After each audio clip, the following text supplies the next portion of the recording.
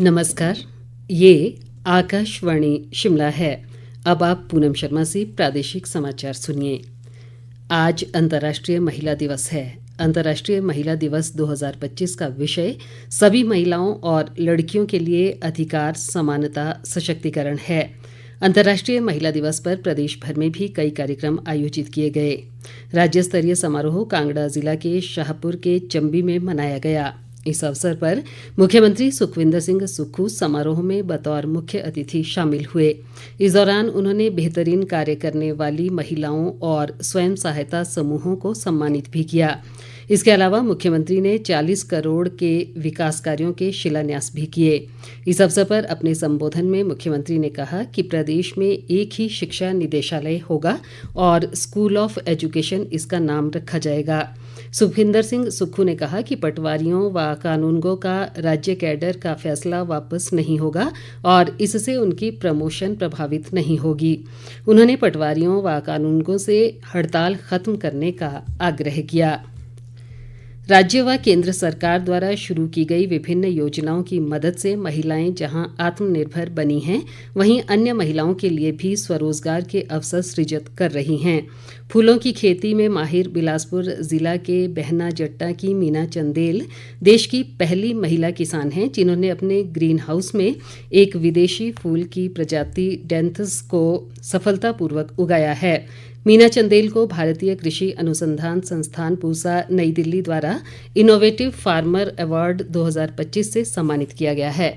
हमारे लिए बड़े ही सौभाग्य की बात है कि हमें भारतीय कृषि अनुसंधान संस्थान पूसा ने हमें इनोवेटिव फार्मर अवार्ड से सम्मानित किया है। यह सम्मान उन सभी महिलाओं का सम्मान है जो कृषि क्षेत्र में नया करके अपनी आर्थिकी को मजबूत कर रही हैं और देश की तरक्की में अपना महत्वपूर्ण योगदान निभा रही हैं। हमारा जो परिवार है वो पिछले 24-25 वर्षों से फूलों की खेती कर रहा है। मैंने इस क्षेत्र को 2015 से जो जमीन है मैंने पूरी किराए पे ली और उसमें पॉली हाउस लगाए और उनमें फूलों की खेती का काम शुरू किया। मैंने जितने भी पॉली हाउस लगाए वो सब हिमाचल सरकार व भारत सरकार के सहयोग से लगे हैं। मैं हर उस महिला व युवा को अपने क्षेत्र में आने के लिए आह्वान करती हूँ। लोक निर्माण मंत्री विक्रमादित्य सिंह ने नई दिल्ली में केंद्रीय आवास व शहरी मामले मंत्री मनोहर लाल से भेंट कर शहरों के पुनर्विकास के लिए अर्बन चैलेंज फंड में निर्धारित मानदंडों पर पुनर्विचार करने और छूट देने का आग्रह किया। विक्रमादित्य सिंह ने केंद्रीय मंत्री से पहाड़ी राज्य के दृष्टिगत 90-10 के आधार पर मानदंड तय करने का अनुरोध किया। लोक निर्माण मंत्री ने प्रदेश में राष्ट्रीय शहरी डिजिटल मिशन के तहत शुरू किए गए सिटीजन सर्विस पोर्टल के लिए 5 वर्षों में 70 करोड़ रुपए प्रदान करने की मांग की। लोक निर्माण मंत्री ने कहा कि राष्ट्रीय शहरी आजीविका मिशन के तहत देनदारियों के निपटान के लिए 3 करोड़ 28 लाख रुपए प्रदान करने की मांग भी की। प्रदेश विधानसभा का बजट सत्र 10 मार्च से 28 मार्च तक शिमला में आयोजित होगा। इस सत्र के इस बार हंगामेदार होने के आसार हैं। नेता प्रतिपक्ष जयराम ठाकुर ने सरकार पर सत्र को कम करने के आरोप लगाए हैं। उन्होंने कहा कि 4 दिन राज्यपाल के अभिभाषण में और 4 दिन बजट पर चर्चा में चले जाएंगे। ऐसे में बहुत सारे ऐसे मुद्दे हैं जिन पर विपक्ष सदन में चर्चा करना चाहता है।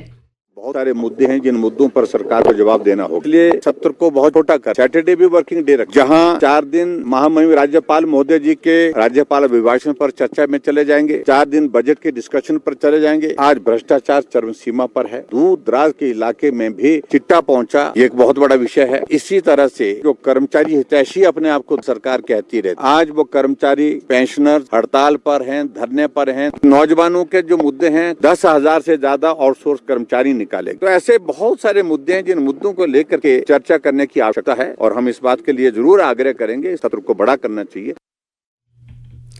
जयराम ठाकुर ने कहा कि कांग्रेस सरकार केंद्र के विकास के पैसे को वेतन और पेंशन में दे रही है और ऐसे विभिन्न मुद्दे हैं जिन पर विपक्ष चर्चा करना चाहता है। चंबा जिला की पांगी घाटी की पुर्थी पंचायत में हिम ऊर्जा का पावर हाउस पिछले 3 सप्ताह से बंद है, जिससे शौर, रेई और पुर्थी पंचायतों के लोगों को परेशानी का सामना करना पड़ रहा है।